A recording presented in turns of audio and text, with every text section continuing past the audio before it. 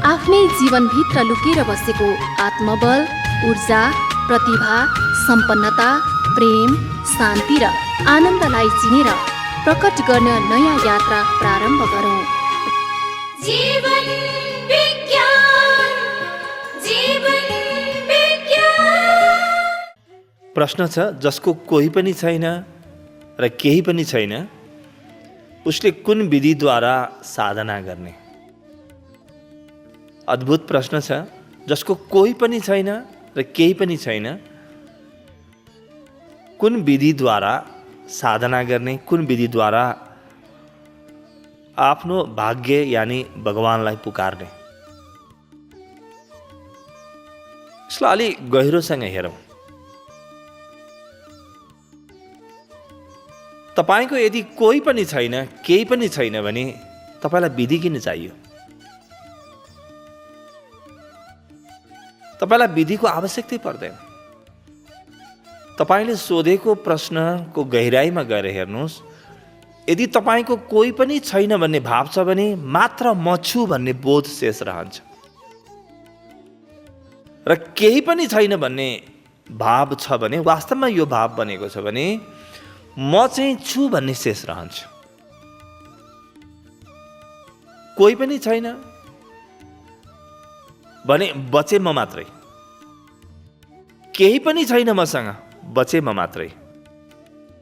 यदि म मात्रै बचे, यो ब्रह्माण्डमा म बाहेक केही पनि छैन भने मेरो आफ्नो हुनुमा सबै ज्ञान पूर्णतामा उत्रिन्छ। तर पक्का पनि प्रश्नकर्ताको मनमा मसँग केही पनि छैन भन्ने कुराको अभाव, मसँग केही पनि छैन यस कारणले म दुखी छु भन्ने बोध छ, मसँग कोही पनि छैन त्यस कारणले म एक्लिएको छु भन्ने बोध छ। एक्लिनु त सौभाग्य हो र केही पनि नहुनु सौभाग्य हो। अहिले जोसँग धन छ, सम्पत्ति छ, परिवार छ, सब बाहिर छ, भित्र त ऊ एक्लै छ। राति सुत्दाखेरि को हुन्छ उसित? निद्रामा राजा र भिखारीको बीचमा के फरक रहन्छ? हरेक व्यक्ति एक्लै छ, हरेक व्यक्ति एक्लै छ। तर म एक्लै छु, यसमा केही अभाव छ, यसमा केही कमी छ भन्ने तपाईँलाई अनुभव छ भने तपाईँ एक्लै हुनुहुन्न, तपाईँसँग कमी पनि छ, तपाईँसँग अभाव पनि छ। अब यहाँ दुई भए, दुई हुने बित्तिकै जीवनमा झन्झट प्रारम्भ हुन्छ। म एक्लै थिएँ, म एक्लै छु र मसँग कोही पनि छैन, केही पनि छैन भन्ने बोध भयो भने यहाँ दुई हुँदैन, तपाईँ एक मात्रै हुनुहुन्छ। यस्तो अवस्था भयो भने त तपाईँ भाग्यमानी हुनुहुन्छ। यो अद्वैतको अनुभव हो। अर्को कोही पनि छैन, बस एक्लै छु। जति धन हुने मान्छेलाई पनि सोध्नुहोस् त, के उसले आफ्नो हृदयभित्र धन लैजान सक्छ? ठुलो परिवार हुनेलाई सोध्नुहोस् त, कि उसले आफ्नो हृदयभित्र त्यो परिवार लैजान सक्छ? जतिसुकै ठुलो धन, परिवार, सम्बन्ध, व्यवस्था भए पनि हरेक व्यक्ति भित्र एक्लै हुन्छ। तर एक्लै हुनु, एक्लिनु होइन। यदि तपाईँ जानी जानी बोधपूर्वक सचेत भएर एक्लै हुनुसँग राजी हुनुहुन्छ भने नि तपाईँको एक्लोपन तपाईँको भाग्य बनेर आउँछ। ध्यान त्यही हो। ध्यानमा तपाईँ के गर्नुहुन्छ? ध्यानमा तपाईँ एक्लिनुहुन्छ। ध्यानमा के तपाईँसँग बाहिरको शरीरको अनुभव, इन्द्रियहरूका अनुभवहरू शेष रहन्छन् त? ध्यानमा त केही पनि शेष रहँदैन। ध्यानमा एउटा तपाईँ बाहेक को हुन्छ? ध्यानको गहिराईमा के कुनै वस्तु तपाईँभित्र हुन्छन्? हुँदैनन्। ध्यानमा त हामी भएका कुरालाई पनि निषेध गर्दै गर्दै गर्दै आफूभित्र जान्छौँ। आँखाले देख्ने कुरा नदेखियोस् भनेर आँखा बन्द गर्छौँ। कानले सुन्ने कुरा, बाहिरको कुरा नसुनियोस् भनेर कानलाई पनि हामी आफूतिर फर्काउँछौँ। यसै गरी बाँकी रहेका इन्द्रियहरूलाई पनि हामी एकान्तमा जानका लागि आफूतिर फर्काउँछौँ। त्यसकारणले ध्यान के हो? ध्यान एकान्तपन हो, एक्लोपन भन्दा पनि। ध्यान अलोननेस हो, लोनलीनेस होइन। ध्यान एकान्तपन हो। एक्लोपन त के हो भने अरू कोही मेरो जीवनमा चाहिएको थियो, म एक्लै भएँ, अब के गरौँ, त्यो छटपटी। तपाईँसँग छटपटी नहोस्। वास्तवमा विकसित व्यक्तित्व हो, विकसित मनुष्यत्व हो जो एक्लै हुनुमा पुरै राजी छ, कसैको माग छैन, केहीको माग छैन। र अरू भए भने पनि, अरू केही भयो भने पनि राजी छ। जो आफू एक्लो हुनमा पुरा राजी छ, त्यो व्यक्ति सबैभन्दा हिम्मतिलो व्यक्ति हो। यो व्यक्तिलाई ध्यान नलागेर कसलाई लाग्छ? तर यो अवस्थालाई तपाईँले आफ्नो कमजोरी नठान्नुहोस्, तपाईँले यसलाई कमजोरी नबनाउनुहोस्, यसलाई सौभाग्यको रूपमा लिनुहोस् र जति सक्नुहुन्छ आफूभित्रको एकान्त कुनामा प्रवेश गर्नुहोस्। अर्को नखोज्नु, साथीभाइ नभएको भएर म एक्लिए नभन्नुहोस्। हरेक व्यक्ति जीवनमा एक्लिन जान्नुपर्छ। बाहिरको सामान त छोडिदिनुहोस्, बाहिरका साथीभाइ त छोडिदिनुहोस्, तपाईँको विचार पनि भारी हुन्छ। तपाईँको विचार पनि छोडेर विचारभन्दा पनि भित्र प्रवेश गर्नुभयो भने बल्ल ध्यान लाग्छ। तपाईँकै मनमा चल्ने विचार पनि पराया हुन् ध्यानका लागि। शरीर त धेरै परको कुरा हो, शरीरभन्दा कति भित्र हुन्छ विचारहरू, विचार गर्नुहोस् त। मनको कुन कुनामा भित्र कतै अन्तसमा विचारहरू हुन्छन्।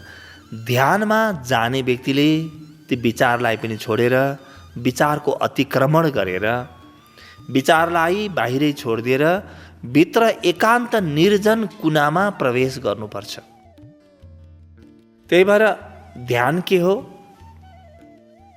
तीनवटा शब्दले ध्यानलाई बुझ्नुहोस्। पहिलो स्तब्धता।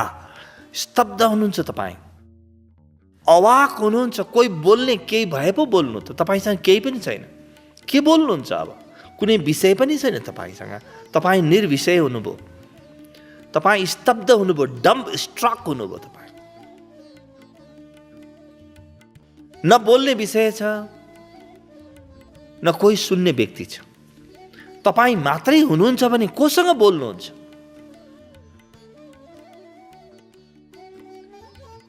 त पहिलो हो स्तब्धता, तपाईँ स्तब्ध बन्नुभयो। दोस्रो हो शून्यता। शून्यता के हो? पुराना विचारहरू पनि तपाईँसँग छैन, सफलता असफलताका घाउ पनि तपाईँसँग छैन। आजसम्म के भयो के भएन त्यसको लेखाजोखा पनि राखेर बस्नुभएको छैन। तपाईँ पुरै नै शून्य हुनुभयो। अब यो तपाईँको शून्यतामा कसैको उपस्थिति बाधा हुन्छ। अघि हामीले भन्यौँ नि, विचारको उपस्थिति त बाधा हो भने व्यक्तिको उपस्थिति त बाधा हो नै। तपाईँ अतीतबाट शून्य हुनुहुन्छ, भविष्यको तपाईँलाई कुनै आशै छैन, छोडिदिनु भयो भविष्य। अतीत छोडिदिनु भयो, भविष्य छोडिदिनु भयो, एउटा निर्जन वर्तमान बाहेक तपाईँसँग केही पनि छैन। यो हो शून्यता। सबै शून्य भयो। म शून्यमा शून्य सरी बिलाएँ। तपाईँ शून्य हुनुभयो। तपाईँ शून्य भएको दिन सारा ब्रह्माण्ड शून्य हुन्छ। अब दुईटा शून्य जोड्नुभयो भने अर्को शून्य फेला पर्छ। त्यस दिन तपाईँको जीवनमा पूर्णता आउँछ, किनभने शून्यभन्दा ठुलो पूर्ण अरू केही पनि हुँदैन। तपाईँ शून्यको अङ्क बनाएर हेर्नुहोस् त, कहीँ पनि छोड्नुभयो थोरै पनि, त्यो घेरालाई कहीँ पनि छोड्नुभयो भने अपूर्ण हुन्छ। त्यस कारणले शून्यभन्दा ठुलो पूर्णता केही पनि हुँदैन। तेस्रो हो साक्षी। पहिलो स्तब्धता, दोस्रो शून्यता, तेस्रो साक्षी। तपाईँ स्तब्ध हुनुहुन्छ, पुरै मौन छ, कहीँ आवाज छैन, आफ्नै विचारका आवाज पनि छैनन्। विचार पनि अनावश्यक भएर मरेका छन्। विचार निष्प्रयोजन भए विचारले आत्महत्या गर्छन्। विचार जलेर सिद्धिन्छन्। भित्र शून्यता आयो भने अब मात्र थाहा पाउने चेतना शेष रहन्छ। सबै जान्ने चेतना शेष रहन्छ। एउटा बोध मात्र शेष रहन्छ, त्यो साक्षी हो। त यी तीनवटा अलग अलग घटना ध्यानको गहिराईमा घट्छन्। स्तब्धता, शून्यता, साक्षी, जे पनि भइरहेको छ ती सबैको तपाईँ साक्षी बन्नुहुन्छ अब। र साक्षी जहिले एक्लै हुन्छ, साक्षी दुईटा हुँदैन, साक्षी एक मात्र हुन्छ। तपाईँ स्तब्धतामा पुग्नुभयो भने पनि ध्यानमा पुग्नुहुन्छ, शून्यतामा पुग्नुभयो भने पनि ध्यानमा पुग्नुहुन्छ, साक्षीमा पुग्नुभयो भने पनि ध्यानमा पुग्नुहुन्छ। र एकपटक ध्यानको अनुभूति तपाईँलाई भयो भने यी तीनवटै अनुभूतिहरू एकैचोटि आइहाल्छन्। स्तब्धताले शून्यता र साक्षी लिएर आउँछ, शून्यताले स्तब्धता र साक्षी लिएर आउँछ, साक्षीले स्तब्धता र शून्यता साथमा लिएर आउँछ। यी जबै हुन्छ, जम्मै तपाईँसँग हुन्छन्। तपाईँ स्तब्ध हुनुहुन्छ, तपाईँ शून्य हुनुहुन्छ, तपाईँ साक्षी हुनुहुन्छ, र पनि तपाईँ एक हुनुहुन्छ, अर्को कोही पनि छैन त्यहाँ। ध्यानको गहिराईमा तपाईँको हुनु पूर्ण हुन्छ। दुई भए भने हुनु कसरी पूर्ण हुन्छ त? तपाईँ आधा, अर्को आधा, तेस्रो व्यक्ति पनि भयो भने तपाईँ 1/3, दोस्रो व्यक्ति 1/3, तेस्रो व्यक्ति अर्को तिहाई, बल्ल पूर्ण हुन्छ। तर तपाईँ आफ्नो ध्यानमा एक्लै आफू मात्रै हुनुभयो भने अब पूर्णताको अनुभव गर्न बाँकी के रह्यो त? त्यसकारणले जो शून्य बन्यो ऊ पूर्ण बन्यो। एक्लिनबाट नडराउनुहोस्, हिम्मत गर्नुहोस्। तर तपाईँको अहिलेको हिम्मत आलो काँचो छ। तपाईँ एक्लिए भन्ने चिन्ताले घेरिनु भएको छ। फेरि विधि खोज्दै हुनुहुन्छ। एक्लिनु आफैमा विधि हो।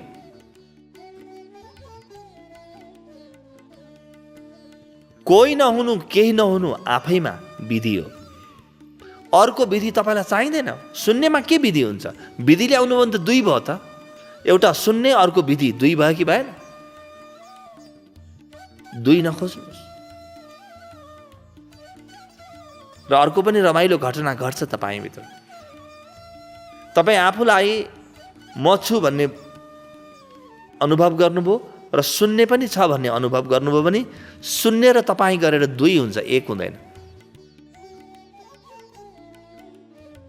जुन घडी तपाईँ आफ्नो हुनुमा डुब्नुहुन्छ नि, त्यस घडी तपाईँ नै शून्य हुनुहुन्छ, शून्य नै तपाईँ हुन्छ। यी दुईटा अलग हुँदैनन्, दुईटा शून्य हुँदै हुँदैन। तपाईँको शून्य र शून्यताको महाशून्य दुवै एक अर्कालाई अतिक्रमण गरेर एक बन्छन्, एकाकार हुन्छ। त्यतिखेर यो ध्यानको पहिलो चरण हो, अन्तिम होइन। तर यो नभइकन ध्यान लाग्दा पनि लाग्दैन। अब तपाईँ बुझ्नुहुन्छ कि ऋषिहरू किन गुफामा जान्थे, जङ्गल किन पस्थे। तर तपाईँलाई जङ्गल पस्न, गुफामा जान प्रेरित गरिरहेको होइन। किनभने बाहिरको गुफामा गएर हुँदैन। आफूभित्रको गुफा जहाँ कोही पनि प्रवेश गर्न सक्दैन, त्यो गुफामा पुग्नुपर्छ। बाहिरको गुफामा त अरू पनि हुन्छन्, त्यहाँ मच्छर पनि हुन्छ, सर्प पनि हुन्छ, बिच्छी पनि हुन्छ, पानी पनि हुन्छ, ढुङ्गा पनि हुन्छ, दाउरा पनि हुन्छ, भोजन पनि हुन्छ। बाहिरको गुफामा त अर्को कोही पनि हुन्छ। तर तपाईँ भित्रको गुफामा कोही पनि हुँदैन। त्यसकारणले यो ठाउँ छोडेर अर्को ठाउँमा जान्छु भनेर ठाउँको प्राथमिकता नराख्ने, शर्त नै नराख्ने। म जहाँ छु, जस्तो छु त्यहीबाट शून्यतामा हाम फाल्छु भने शर्त राख्न थाल्नुभयो भने शर्त कहिले पनि पुरा हुँदैन र जीवन निशर्त हुन्छ। तपाईँ कति शर्त राखेर जन्मिनु भएको भन्नुहोस् त? कति शर्त राखेर मर्नुहुन्छ? कहाँ शर्त छ जीवनमा? जीवन त निशर्त छ। यो परम एकान्तपना, यो शून्यतामा पुग्नुभयो भने तपाईँको भाग्योदय प्रारम्भ हुन्छ। यहाँबाट तपाईँको जीवनमा नयाँ निर्माण प्रारम्भ हुन्छ। अब पुरै प्रकृति तपाईँको हातमा आयो। जो व्यक्ति शून्य भयो, पुरै प्रकृतिले त्यो व्यक्तिले भनेको मान्छिन्।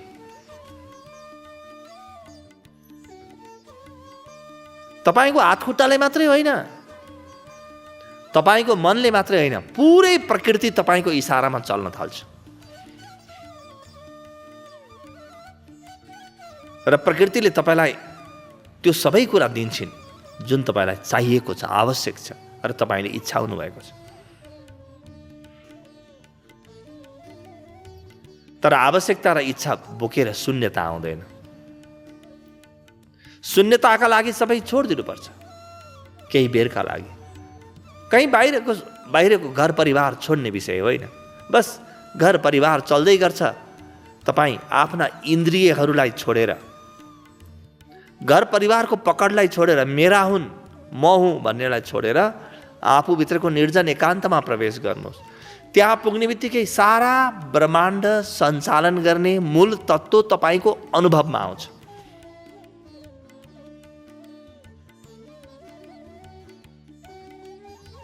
त्यो मूल तत्त्वलाई वेदहरूले ऋक भन्छन्। त्यसैबाट ऋग्वेद नाम रहन गएको। ऋक भनेको के हो? तपाईँभित्र क हुन्छ। शून्यता भनेको क हो। क भन्नुभयो भने अगाडि केही पनि छैन। हेर्नुहोस् त, बन्द भयो। क सबै बन्द भयो। रि भन्नुभयो, रि, अब त्यो ध्वनि चलिराख्यो। त तपाईँभित्र दुईटा अद्भुत घटना घट्छन् त्यहाँ। एउटा त तपाईँ शून्य हुनुहुन्छ, तपाईँ क बन्नुहुन्छ। ऋग्वेद तपाईँभित्र जन्मिन्छ। तपाईँ शून्य हुनुहुन्छ, तपाईँ क स्वरूप हुनुहुन्छ। क शून्य हो, केही पनि छैन। अब क भन्नुभयो, सकियो। तर रि भन्नुहोस् त, त्यसको ध्वनि झन्कृत भइरहन्छ। त तपाईँभित्रको शून्यतासँगै तपाईँले पाउनुहुन्छ कि पुरै प्रकृतिको रि, प्रकृतिको ध्वनि, प्रकृतिको झन्कार, प्रकृतिको सृजनाको क्षमता तपाईँसँग छ। तपाईँ शून्य हुनुभयो भने क बन्नुभयो। क बन्ने बित्तिकै रि पनि अनुभवमा आउँछ। तपाईँले ऋग्वेद बुझिहाल्नुभयो। ऋग्वेद जसले बुझ्यो उसले सबै बुझ्यो। वा तपाईँ आमा शब्दलाई हेर्नुहोस्।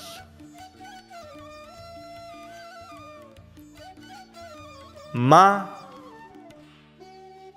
शब्दमा मा भन्नुभयो भने यो अनन्त छ। मा भन्नुभयो भने यसको ध्वनि प्रवाह चलिरहन्छ। आमा पनि ध्वनि प्रवाह चलिरहन्छ। आमा अनन्त छिन्, तर क शून्य छ। तपाईँभित्र शून्यता र अनन्तता दुईटै एकैपटक अनुभवमा आउँछन्। त्यही भएर भनिन्छ भगवान विष्णु शेष नागमाथि बस्छन्। शेष भनेको के हो? जे बच्छ। के बच्छ? रि बच्छ। जब तपाईँ शून्य हुनुहुन्छ, रि चाहिँ बच्छ। रि भनेको त्यो ध्वनि हो जुन ध्वनिले सम्पूर्ण ब्रह्माण्डको निर्माण गर्छ। त्यो रि के हो? शेष नाग हो।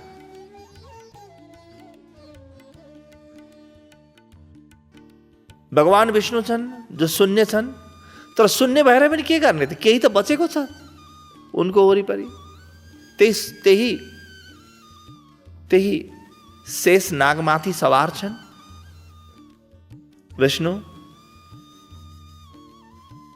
त जे बचेको छ, प्रकृतिमा जे छ, सृजनामा जे छ, त्यो र शून्यता। विष्णु यानी शून्यता, शेष यानी बचेको।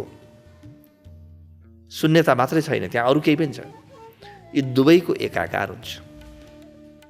शान्ति र शक्तिको एकाकार हुन्छ। विष्णु यानी शान्ति, शेष यानी शक्ति। त्यही भएर त महाशक्तिशाली छ कि भगवान विष्णुलाई पनि धारण गर्न सक्छ। शेष नागमा सुतेका विष्णुको अर्थ यही नै। तपाईँ विष्णु बन्नु, शेष नाग उपलब्ध भइहाल्छ। त्यसकारणले आफ्नो शून्यतासँग नडराउनुहोस्, शून्यता पूर्णता बन्न सक्छ। जीवन